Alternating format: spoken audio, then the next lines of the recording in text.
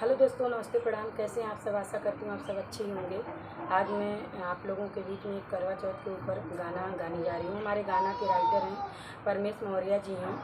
आइए मैं अपने गाने को अपने ही ऊपर, बड़ी ही दर्दनाक गीत है, आप लोग पूरा सुनिएगा ज़रूर, आंखों में आंसू आ जाएगी। और अपना राय कमेंट बॉक्स में ज़रूर देना दोस्तों। आइए फिर हम सुनाते हैं। हुआ सो राहल बड़ी सौखा मऊ भूखब करवा चौथ। हुआ सो राहल बड़ी सौखा मऊ भूखब करवा चौथ। फूटल किस्मत ऐसन हमरो विपदा आई रे। फूटल किस्मत ऐसन हमरो विपदा आई रे। दया नयाइल विधना के मोर छिनले माई रे। दया नयाइल विधना के मोर छिनले माई रे। वो पहला चौथ बनौती परचा माई मोर उठौती खर्चा। वो पहला चौथ बनौती परचा माई मोर उठौती खर्चा। रोवत बाड़े मनवा में हम बड़ पछताई रे। रोवत बाटे मनवा में हम बड़ पछताई रे। दया नयाइल विधना के मोर छिनले माई रे।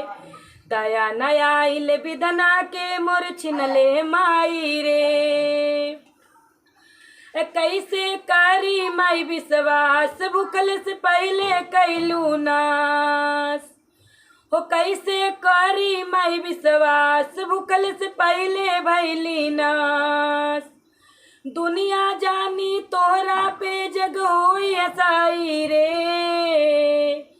दुनिया जानी तोहरा पे जग होई हसाई रे।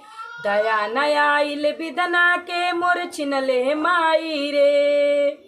दया नयाइल विधना के मोर छिनले माई रे।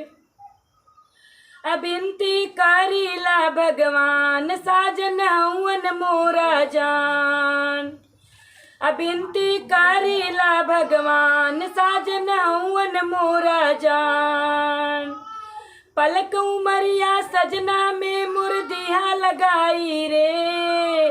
दया नयाइल विधना के मोर छिनले माई रे।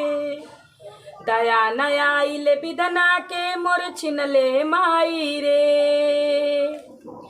आसो राहल बड़ी सौखा मऊ भूखब करवा चौथ। आसो राहल बड़ी सौखा मऊ भूखब करवा चौथ। फूटल किस्मत ऐसन मरो विपदा आई रे। दया नयाइल ईश्वर के मोर छिनले माई रे। दया नयाइल विधना के मोर छिनले माई रे। हेलो दोस्तों, कैसा लगेगा मेरा गाना? आप लोग कमेंट बॉक्स में जरूर बताना दोस्तों।